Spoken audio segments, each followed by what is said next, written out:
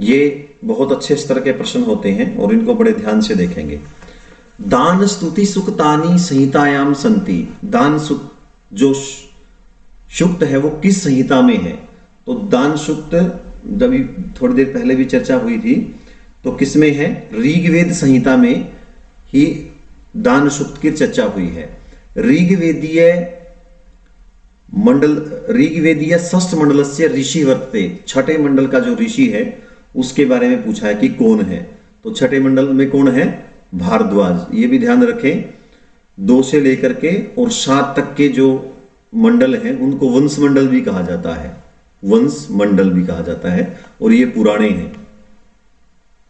बृहद आरण्यकम कस्य वेदस्य वर्ते। जो बृहद आरण्यक है वो किस वेद से संबद्ध है? तो बृहद आरण्यक किससे है? यजुर्वेद से संबंधित है। यजुर्वेद से बृहद आरण्यक। तो इसलिए कई बार आ जाता है कि बृहद आरण्यक उपनिषद का संबंध किससे है? तो उसका भी किससे है? यजुर्वेद से संबंध है।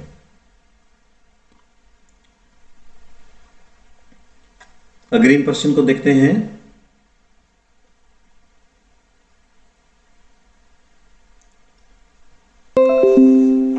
आग्निद्र नाम ऋत्विक कस्य गणस्य वर्तते।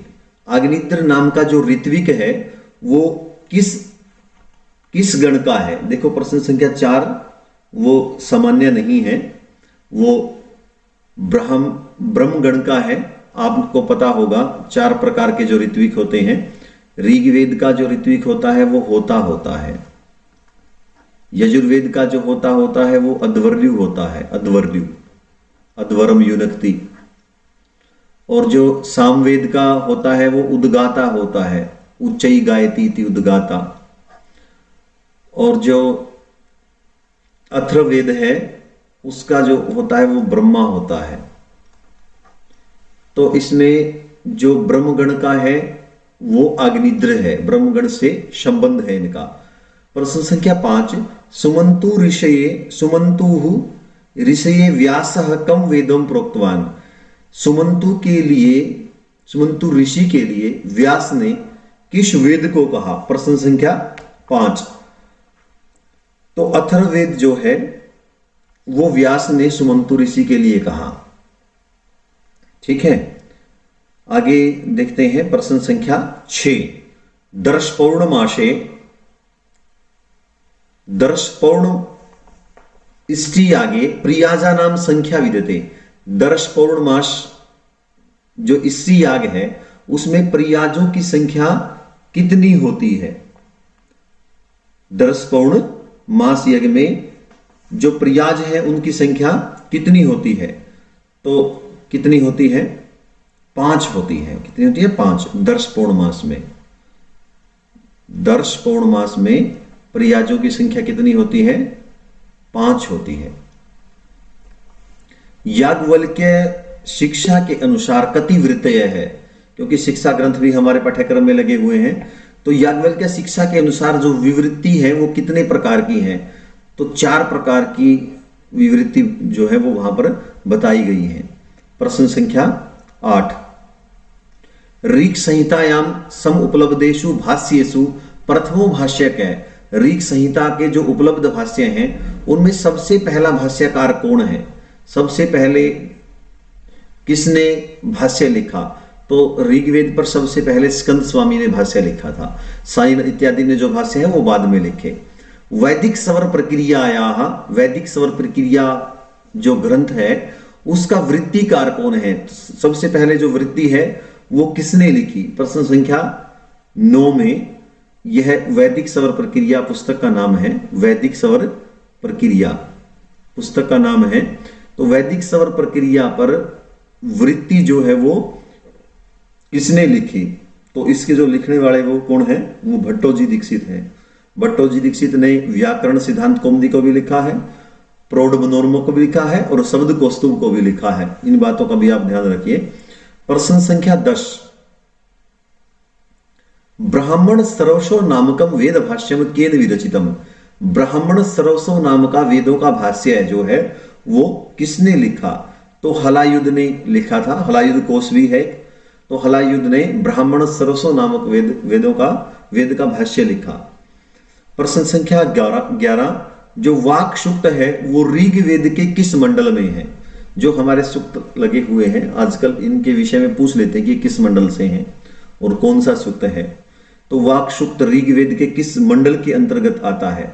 तो वाक सूक्त जो है वो दशम मंडल में आता है। प्रश्न संख्या 12 ऋग्वेद संहिताया, ऋग्वेद जो संहिता है उसका आंगल पद्य अनुवाद का है। देखो यहां एक बात ध्यान देने की है, आंगल भाषा में पद्य अनुवाद, गद्य अनुवाद नहीं, पद्य अनुवाद वो किस विदेशी ने किया? किस विदेशी ने आंगल भाषा में अनुवाद किया ऋग्वेद का, और वो भी पद्य में?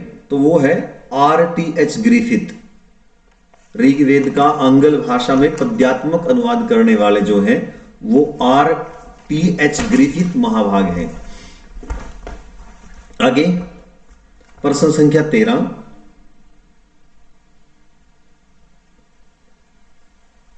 प्रश्न संख्या 13 को देखते हैं। शाम विकारः परिगणिताः, जो शाम विकार है वो कितने गिने गए हैं? साम विकार कितने हैं? तो साम विकार कितने हैं? 6 साम विकार हैं, ये सामवेद के अंतर्गत मिलते हैं। पद कर्म शदन नामक भाष्य कस्य प्रति साक्ष्य वर्तते? पद कर्म शदन नाम का भाष्य उपलब्ध होता है, वो पूछा गया है कि वो किस प्रातिशाख्य का है, किस प्रातिशाख्य पर पद कर्म शदन नाम का जो भाष्य है वो लिखा गया है। तो तैत्तिरीय प्रातिशाख्य पर पद कर्म शदन नाम का जो भाष्य है वो उपलब्ध होता है, तैत्तिरीय प्रातिशाख्य। पाणिनीय शिक्षा में जो पाणिनीय शिक्षा नाम का बिल्कुल लघु ग्रंथ उपलब्ध होता है, उसमें कहते हैं कि कितने श्लोक हैं जो हमारे पाठ्यक्रम में उपलब्ध है? तो 60 श्लोक, 60 श्लोक वहां पर हैं पाणिनीय शिक्षा में, 60 श्लोक हैं। तो पाणिनीय शिक्षा के अनुसार हमने दूसरी शिक्षाओं का भी अवलोकन करना चाहिए। मगवा देवक है, मगवा जो है वो किसको कहा गया है? ये बड़ा आसान प्रश्न है। मगवा किसको कहा गया है? इंद्र को कहा गया है। यह जिसने पृथ्वी को व्यथमानाम हिलती हुई को अदृहत स्थिर कर दिया, यह जिसने पर्वतान पर्वतों प्रकोपितान क्रोधितों को अरमणात रोक दिया।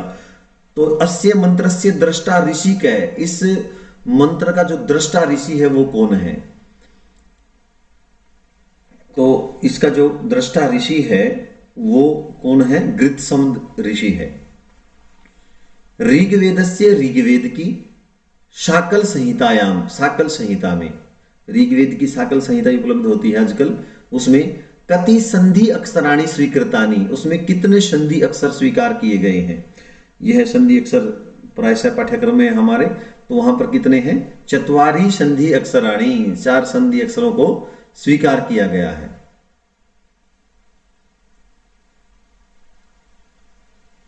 इष्ट प्राप्ति अनिष्ट परिहारयो अलौकिक उपायम यो ग्रंथो वेदयति सह वेद है। इष्ट की प्राप्ति के लिए और अनिष्ट का परिहार करने के लिए अलौकिक उपाय जो ग्रंथ बताता है उसको वेद कहते हैं। ये ऐसा कहां पर लिखा है? तो ये जो बात है ये सायण ने कही है अपने भाष्य में, सायण ने अपने भाष्य में कही है। लोगाक्षी भास्कर जी का संग्रह है। आगे बादुल सुलु सूत्र, ये पहले भी आ गया, प्रश्न संख्या 20। जो बादुल सुलु सूत्र है वो किससे संबंध है? तो किससे संबंध है इसका? ऋग्वेद से संबंध है। आगे है विलोहित है इति कस्यः देवतायाः विशेषणम अस्ति।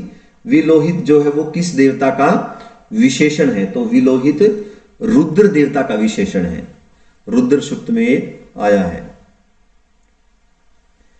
छंद सूत्रम इति वेदांग ग्रंथस्य प्रणेता कहा, छंद सूत्र जो है वह किसका है? तो छंद सूत्र के जो रचनाकार है वो पिंगल जी है, पिंगलाचार्य का छंद सूत्र उपलब्ध होता है। यास्कीय निरुक्त ग्रंथे कांडानी विद्यन्ते, यास के द्वारा जो निरुक्त ग्रंथ रचा गया है उसके अंतर्गत जो कांडों की संख्या है वो कितनी है? तो वहां पर 3 कांड है, आपको पता होगा, नैगम कांड, दैवत कांड और नैघंटु कांड, ये 3 कांड वहां पर प्राप्त होते हैं। भद्र एषाम लक्ष्मी निहिता अधिवाची थी पंक्ति कस्मिन प्रसंगे महाभाष्य उद्धृता। ये पंक्ति पढ़ते ही ये तो हमें पता चल जाता है कि ये महाभाष्य की पंक्ति है, लेकिन किस प्रसंग में इस उक्ति को कहा गया है? प्रश्न संख्या 24। तो जब व्याकरण के अध्ययन के प्रयोजन की बात आती है तो वहां पर कहा गया कि भद्र एषाम लक्ष्मी निहिता अधिवाची। व्याकरण का के अध्ययन के प्रयोजन बताते समय यह उक्ति कही गई है। लोटो लंगवत इति सूत्रेण अध्युलिखित विकल्प मात्रेषु किम अभिप्रेतम। लोट लकार भी लंग के समान हो, तो लोट को लंग के समान क्यों किया गया है? मतलब यदि लोट को लंग के समान कर देंगे तो उससे क्या परिवर्तन होगा? तो आपको पता है कि जो शय है उसका लोप हो जाएगा, इसलिए लोट को लंग के समान किया गया है।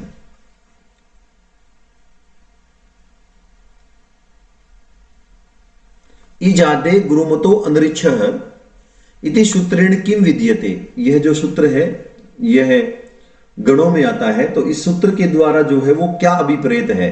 इजादे गुरुमतो अनरिच्छः है, इस सूत्र के द्वारा आम प्रत्यय का विधान किया जाता है। अधो अंकित युगम्भ्यः समीचीन तालिकाम चेतव्या। समीचीन तालिका को आपने चुनना है। तो अत ईंठनौ इसका दंडिका हो जाएगा, ठीक है।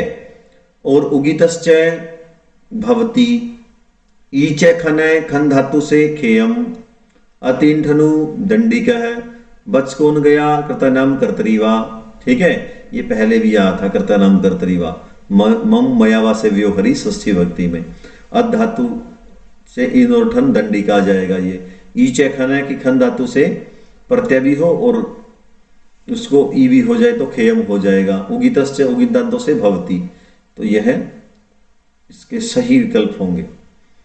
दंतुर है इत्यत्र कह प्रत्यय है। दंतुर में कौन सा प्रत्यय है?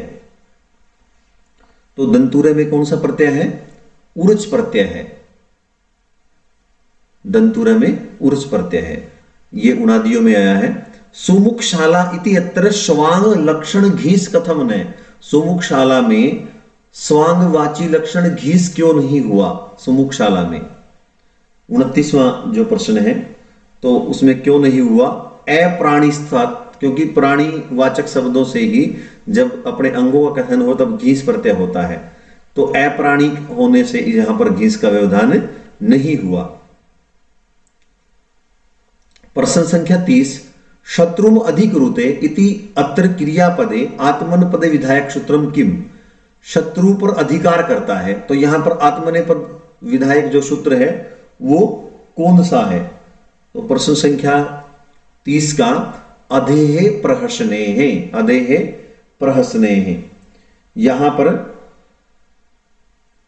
इस सूत्र के द्वारा आत्मनेपद किया गया है। जहां अधि उपसर्ग का प्रहसन में प्रयोग हुआ हो वहां परस्मै पद की बजाय आत्मनेपद होता है। अध्यापयति वेदम इत्यत्र क्रियापदे परस्मै पद विधायक सूत्रम किम। वेद को का अध्यापन कराता है, तो यहां इस क्रियापद में परस्मै पद बताने वाला जो सूत्र है ना वो कौन सा है? तो वो है बुद्ध, युद्ध, नश, जन, इंग, प्रु, द्रु, श्रिभ्यो, णे। इनके जो णयंत रूप हैं इन धातुओं के, बुद्ध के, युद्ध के, नस के, जन के, तो वो कैसे हो? वो परस्मै पदी हो, ऐसा यह सूत्र कहता है। तो इसलिए अध्यापयति वेदम यहां पर परस्मै पद विधायक सूत्र यह है।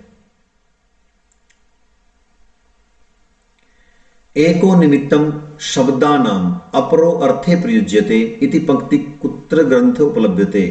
एक ही एको निमित्तम शब्दानाम, शब्दों का एक ही निमित्त है जो दूसरे अर्थों में प्रयोग होता है। यह पंक्ति किस ग्रंथ में मिलती है? तो यह जो पंक्ति है यह वाक्य पद्य में मिलती है, क्योंकि महाभाष्य में शब्दों की, व्याकरण के प्रयोजनों की, शब्द के नित्य नित्य की बात होती है। पाणिनीय शिक्षा में उच्चारण की बात होती है। अष्टाध्यायी में सूत्र है। तो यह जो दार्शनिक बात है वो वाक्य पद्य में मिलती है, क्योंकि वाक्य पद्यम व्याकरण का दार्शनिक ग्रंथ है।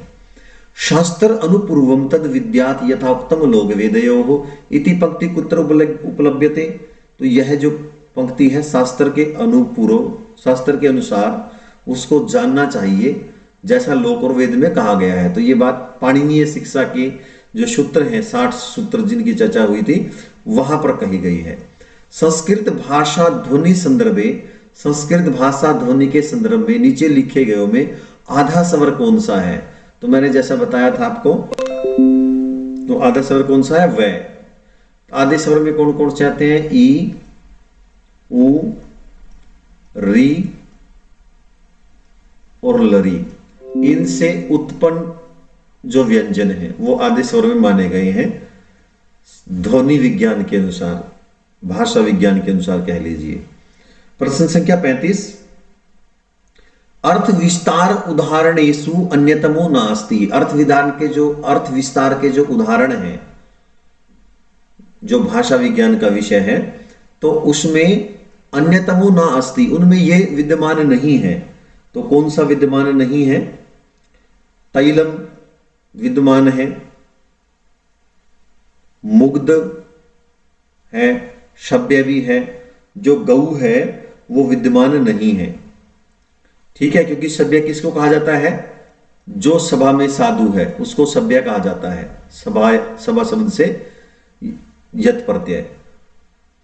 और तैल चिकने पदार्थों को कहा जाता है। जो वैसे तिल से उत्पन्न जो स्नेह है, द्रव्य है, उसको तैलम कहा जाता है, तिलों से उत्पन्न लिक्विड को, लेकिन बाद में सभी को तैल कहा जाने लगा।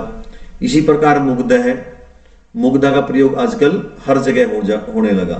तो यहां पर जो गऊ है वो सही उत्तर रहेगा। अर्थ संकोच उदाहरणेषु, जब अर्थ संकोचों की उदाहरण की बात होती है तो उनमें यह नहीं है। प्रश्न संख्या 36, तो अर्थ संकोच में जलद है, जलद देने वाला तो कोई भी हो सकता है, लेकिन बादलों में इसको संकुचित कर दिया। मनुष्य और पंकजम, ठीक है ना, ये अर्थ संकोच के उदाहरण हैं, लेकिन जो सभ्य है वो अर्थ विस्तार का उदाहरण है, अर्थ संकोच का नहीं है। ध्वनि वैज्ञानिक ही, ध्वनि के वैज्ञानिकों के द्वारा कर्णत्वेन, कर्ण के रूप में किम स्वीक्रियते, क्या स्वीकार किया जाता है? तो मृदु तालु को जो है वो कर्ण के रूप में स्वीकार किया जाता है। प्रश्न संख्या 38, साच त्रिविधा, और वह 3 प्रकार की है। ये अथर्ववेद अर्थ संग्रह से है, लोगाक्षी भास्कर के अर्थ संग्रह से। वह 3 प्रकार की है, विधात्री, अविधात्री, विनियोक्त्री, वह 3 प्रकार की है। तो ये कहता कि शाका वह कौन है? वह 3 प्रकार की जो है वो किसको कहा गया है? 3 प्रकार की। तो यहां पर जो है 3 प्रकार की, श्रुति को कहा गया है। किसको कहा गया है? श्रुति को। अग्रिम देखते हैं, अर्थ संग्रह के अनुसार शाब्दी भावना से क्या अभिप्राय है? अर्थ संग्रह के अनुसार शाब्दी भावना किसको कहा गया है? तो पुरुष प्रवृत्ति अनुकूलो भावयितु व्यापार विशेष है। पुरुष को प्रवृत्त करने के लिए जो होने वाला व्यापार विशेष है उसको क्या कहा गया है? उसको शाब्दी भावना कहा गया है, ठीक है। और प्रयोजन इच्छा जनित क्रिया व्यापार विशेष है अर्थी भावना। अर्थ संग्रह के अनुसार, अर्थ संग्रह से काफी प्रश्न आए हैं। विधि चतुर्विध है, विधि 4 प्रकार की होती है। उत्पत्ति, विनियोग, अधिकार, प्रश्न संख्या 40 की बात कर रहे हैं, और प्रयोग। उत्पत्ति विधि, प्रयोग विधि, विनियोग विधि और अधिकार विधि, ठीक है। तो अर्थ संग्रह के अनुसार जो विधि है वो 4 प्रकार की है, उत्पत्ति विधि, प्रयोग विधि, विनियोग विधि और अधिकार विधि। प्रश्न संख्या 41, प्रश्न संख्या 41 क्या कहता है? योग दर्शन के अनुसार कौन योग के अंगों के साथ संबंध नहीं है? कौन योग के अंगों के साथ संबंध नहीं है? तो आपने पढ़ा होगा यम, नियम, प्रत्याहार, धारणा, ध्यान, समाधि, प्राणायाम, ये सारी चीजें हैं, लेकिन विकल्प की वहां कोई चर्चा नहीं होती। आगे बढ़ते हैं।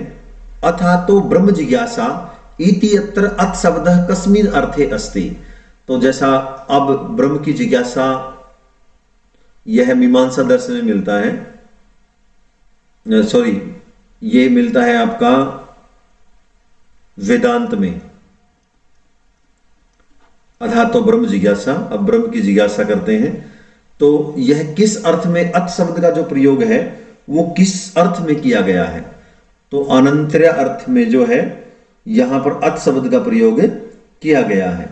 प्रश्न संख्या 43, व्याप्य पक्ष धर्मधि इति किम? व्याप्य पक्ष में रहने वाला जो है वो क्या कहलाता है? तो ये क्या हो जाएगा? परामर्श। अग्रिम प्रश्न 44, जैन दर्शन के अनुसार सम्यक दर्शन ज्ञान चरित्राणी, जैन दर्शन के अनुसार सम्यक दर्शन ज्ञान चरित्राणी, यह जो है किसकी डेफिनेशन है? तो यह मोक्ष की डेफिनेशन दी गई है जैन दल के अनुसार। सर्वम शून्यम इति केन बौद्ध संप्रदायेन समीकृतम, सब कुछ शून्य है, यह किसने माना है? तो मैंने आपको बताया था कि जो शून्य है वो किसकी आ सकती है? मध्यम बच्चों की। तो आप मध्यम से शून्य का संबंध जोड़ करके चले, ठीक है। और जो योगाचारी है वो वैज्ञानिक माने जाते हैं, वैज्ञानिक सोच के व्यक्ति माने जाते हैं। तर्क भाषा अनुसारम, तर्क भाषा के अनुसार संस्कार मात्र जन्यम गानम क्या है? स्मृति है। तर्क भाषा के अनुसार संस्कार मात्र से उत्पन्न होने वाला जो ज्ञान है वो क्या है? स्मृति। और प्रमाकरणम क्या है? प्रमाणम। और स्मृति जन्यम ज्ञानम क्या है? यथार्थ।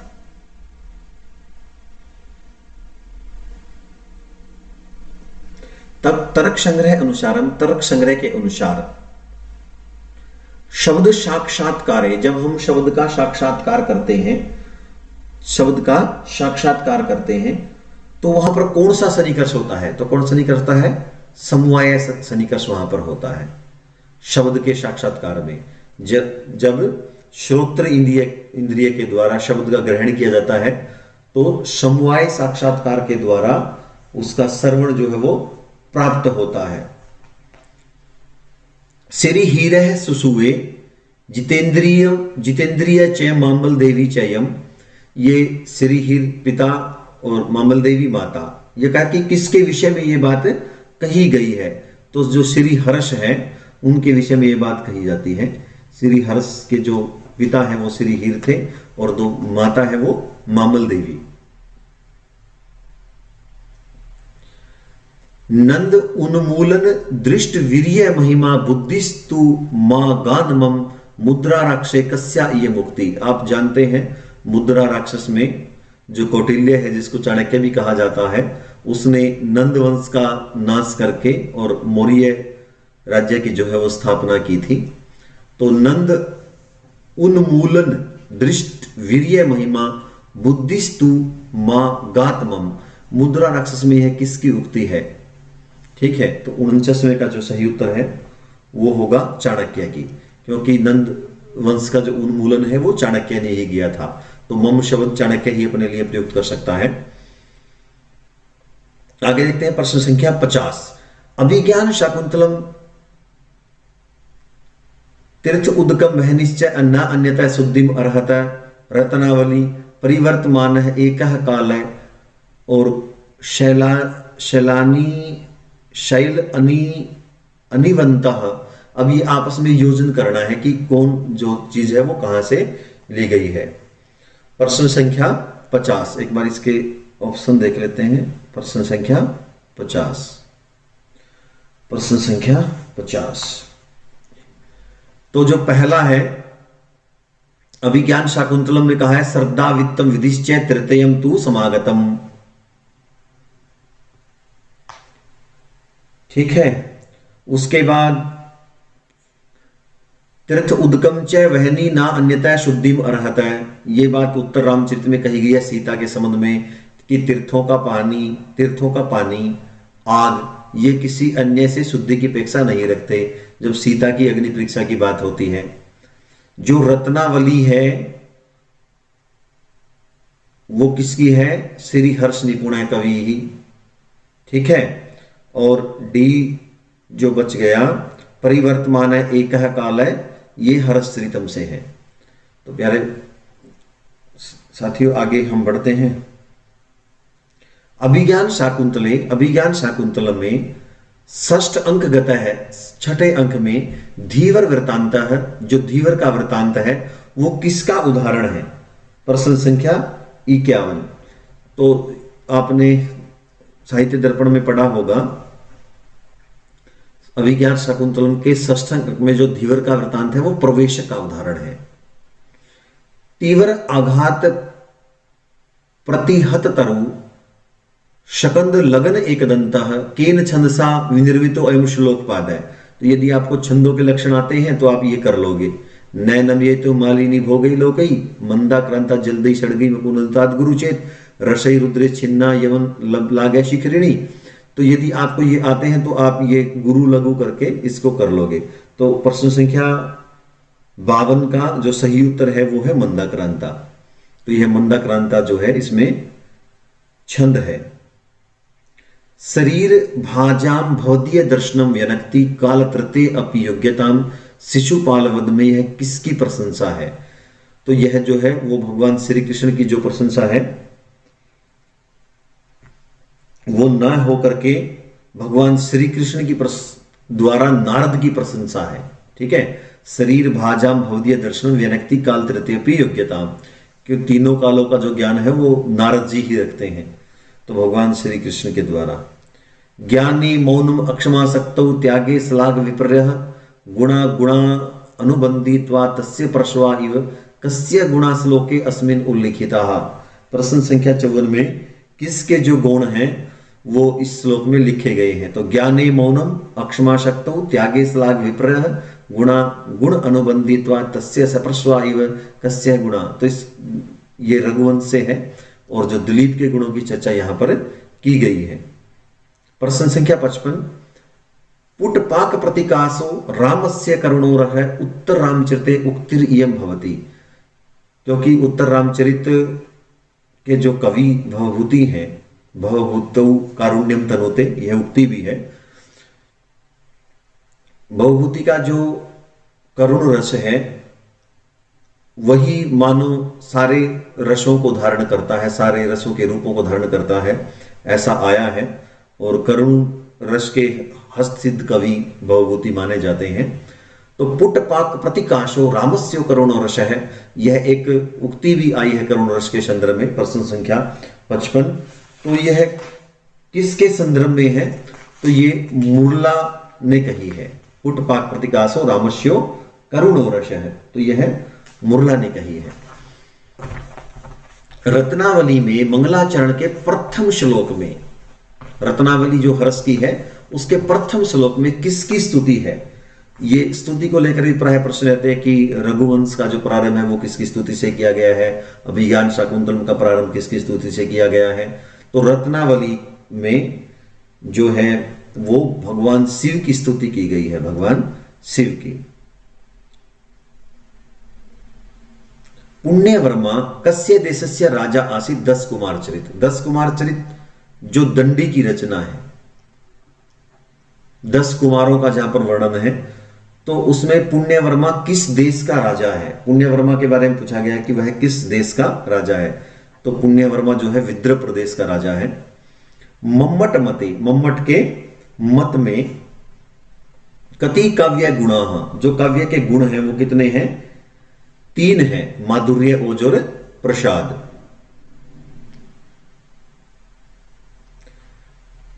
ध्वनि आलोकतः ऋक् स्थानम पूरेत, ध्वनि आलोक से आनंद वर्धन का है जो, उसे ऋक् स्थानों की पूर्ति करनी है। यतंतः तौ शब्दार्थो महाकवे है, तो प्रेतन के अनुसार प्रति अभिज्ञेयु जानने चाहिए, प्रेतन के यतन के साथ जानने चाहिए वो दोनों शब्द और अर्थ महाकवि को। ऐसा कहां पर आया है? ध्वन्यालोक में। और ध्वन्यालोक किसकी रचना है? आनंद वर्धन की। 10 रूपक के अनुसार, 10 रूपक के अनुसार फलस्य प्राप्तौ उपाय योजना आदि रूप चेष्टा विशेष भवति। 10 रूपक के अनुसार फल की प्राप्ति का उपाय, रूप चेष्टा आदि, ये किसको कहा गया है? तो ये किसको कहा गया है? प्रयत्न को। प्रश्न संख्या 61, शक्ति निपुणता लोक शास्त्र आदि काव्य अन्वेषणात्, ये जो है काव्य प्रकाश से लिया गया है, मम्मट के काव्य प्रकाश से। और इसमें बताया गया है कि जो कविताओं की शक्ति है वो साधारण शक्ति नहीं होती, शक्ति निपुणता लोक शास्त्र काव्य आदि देखने से। और इसमें क्या आएगा? तो काव्यज्ञ शिक्षा अभ्यास है, काव्य को जानना, शिक्षा का अभ्यास करना। इति हेतु, ये सारे हेतु हैं किसमें? काव्य के उद्भव में। शक्ति जन्मजात शक्ति, निपुणता लोक में जो शास्त्र आदि हैं उनको देखना, काव्य को जानना और शिक्षा का अभ्यास करना, ये सारे मिलकर के हेतु हैं, हेतु नहीं है, अलग अलग कारण नहीं है, ये सारे एक ही कारण है कवि बनने में। तो ये मम्मट के काव्य प्रकाश से ली गई है। प्रश्न संख्या 62, काव्य प्रकाश में उपमान और उपमेय के विपर्यास में कौन सा अलंकार होता है? तो कौन सा होता है? उपमेय उपमा अलंकार होता है। ठीक है, अग्रिम, काल कर्म के अनुसार तालिका का चयन करना है कि सबसे पहले कौन हुआ, उसके बाद कौन हुआ, तो उसके अनुसार हम तालिका का चयन करना है। तो इसका जो सही विकल्प है वो रहेगा 4। तो सबसे पहले आएंगे भरत, जिन्होंने भरत मुनि का नाट्यशास्त्र मिलता है। उसके बाद आएंगे दंडी, जिनकी 10 कुमार चरितम भी है, काव्यादर्श भी है। काव्यादर्श जो है वो शास्त्रीय ग्रंथ है। और उसके बाद आएंगे आनंदवर्धन, और उसके बाद आएंगे अप्य दीक्षित। आनंदवर्धन की ध्वनिरात्मा काव्य से जो परिभाषा है, दोषा गुणा गुणा दोषा यत्र स्युः मर्दवम ही तत् 10 रूप के इत्कस्मिन् प्रसंगे इय मुक्ति ही। दोषा गुणा गुणा दोषा, ये 64वां जो प्रश्न है, कहता है कि किसके संदर्भ में यह उक्ति है? तो विथ्यंग के प्रसंग में जो है यह उक्ति कही गई है। प्रश्न संख्या 65, बस 10 प्रश्न रहते हैं, आप आशा है जुड़े रहेंगे। न तज ज्ञानम न तत्शिल्पम न सा विद्या न सा कला इत्यादि श्लोक भवती। यह जो श्लोक है यह किसकी प्रशंसा में कहा गया है? श्लोक संख्या 65। तो यह नाट्य की प्रशंसा में कहा गया है। नाटक की प्रशंसा में न तज ज्ञानम न तत्शिल्पम न सा विद्या न सा कला, नाटक की प्रशंसा में कहा गया है। प्रश्न संख्या 66, तमसा बहुरूपेण वेष्टिता क्रम हेतुना अंतः संज्ञा भवन्ति एते सुख दुख समन्विता। तो ये वेदांत सार के में है, जब शरीर किस किस प्रकार से उत्पन्न होते हैं, अंडज उद्भिद स्वेदज जरायुज। तो यह मनु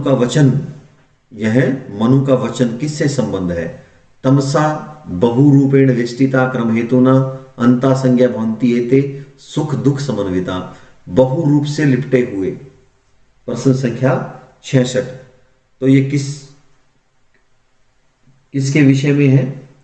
ये उद्भिदों के विषय में है। ठीक है, उद्भिद जो भूमि को भेद करके उत्पन्न होते हैं, स्वेदज जो पसीने से उत्पन्न होते हैं, जरायुज जो एक विशेष प्रकार की झिल्ली में लिपट कर उत्पन्न होते हैं, अंडज जो अंडे से उत्पन्न होते हैं, इनको द्विज भी बोला जाता है। प्रश्न संख्या 67, मनु संहिता ऋक् स्थानम पूरयत्। मनु संहिता से ऋक् स्थान की पूर्ति करनी है। निरुपतो कोश राष्ट्रे च दूते संधि विपर्यौ। तो इसका सही उत्तर वो क्या होगा? दूते। कस्मिन् पुराणे काशी खंड उपलभ्यते। जो काशी खंड है वो किस पुराण में उपलब्ध होता है? तो किसमें? स्कंद पुराण में जो है वो काशी खंड उपलब्ध होता है। याज्ञवल्क्य स्मृति के अनुसार ऋक् स्थान की पूर्ति करनी है। स्मृत्यो विरोधे न्यायस्तु बलवान व्यवहार्थ है, अर्थशास्त्रात्तु बलवत धर्म शास्त्रम इति स्थिति ही। याज्ञवल्क्य स्मृति और मनु स्मृति हमारे पाठ्यक्रम में है, यहां से ये प्रश्न है, तो धर्म शास्त्रम इति स्थिति यहां पर आएगा। याज्ञवल्क्य के अनुसार संबंध के ऋणे मासी मासी वृद्धि भवती। याज्ञवल्क्य के अनुसार संबंधक ऋण में प्रत्येक मास में वृद्धि होती है। देखो जो मंथली ब्याज लगता है उसका वर्णन याज्ञवल्क्य जो स्मृति है उसमें भी किया गया है। तो याज्ञवल्क्य के अनुसार संबंधक ऋण में प्रत्येक मास में वृद्धि होती है, ऐसा वर्णन वहां पर भी आया है। और ये कितनी वृद्धि होती है? 80 भाग है, 80 भाग है, ये इसका सही उत्तर होगा। प्रश्न 5 रहते हैं, एक बार इनको ध्यान से देखें। भगवद गीताया विश्व रूप दर्शन योग अस्ति। श्रीमद् भगवत गीता के विश्व रूप योग के दर्शन कौन से अध्याय में होते हैं? एकादश अध्याय में भगवान कहते हैं कि मैं वृक्षों में पीपल हूं, रुद्रों में शंकर हूं। इस प्रकार की जो बात है वो 11वें अध्याय में करते हैं, विश्व रूप दर्शन कराते हैं श्री कृष्ण जी अर्जुन को। सत सहस्त्री संहिता किसका दूसरा नाम है? तो महाभारत का नाम है, क्योंकि सत बोलते हैं 100 को और सहस्र बोलते हैं 1000 को। तो ये कितना हो गया? सत सहस्र हो गया, क्योंकि 1,00,000 श्लोक है इसमें, जो भीष्म पर्व से ली गई है महाभारत के। रामायण से श्लोक संख्या भवती। रामायण की जो श्लोक संख्या है वो कितनी है? रामायण से श्लोक संख्या भवती, रामायण की श्लोक संख्या जो है वो कितनी है? तो इसमें कौन सा आएगा? 22,000 से लेकर के 24,000, और जो प्रमाणिक ग्रंथों में है वो 24,000 है। इसलिए रामायण को चतुर्विंशति सहस्त्री संहिता भी कहा गया है। प्रश्न संख्या 74 और 75 को देखते हैं। हरि शेण विरचित इलाहाबाद शिलालेख, क्योंकि शिलालेखों को लेकर के भी प्रश्न अवश्य रहता है। कविराज की उपाधि किसको दी गई है? तो कविराज की उपाधि किसको दी गई है? समुद्रगुप्त को। समुद्रगुप्त को कविराज की उपाधि दी गई है हरि शेन के विरचित इलाहाबाद शिला लेख में। अर्थशास्त्र में अनवीक्षी वार्ता नाम योग क्षेमो साधनो भवती। योग और अक्षेम का साधन किसको कहा गया है? दंड को। योग क्या होता है? योग और अक्षेम। योग अप्राप्त की प्राप्ति और अक्षेम प्राप्त की रक्षा। तो अनवीक्षी की वार्ता नाम योग और अक्षेम का साधन कौन था? दंड। दंड देंगे तो अप्राप्त की प्राप्ति भी होगी और प्राप्त की रक्षा भी होगी। साथियों, बस आज इतना ही। आशा है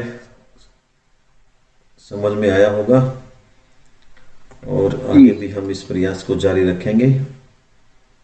फिलहाल हम इसको एक बार रोक के आपके साथ डिस्कस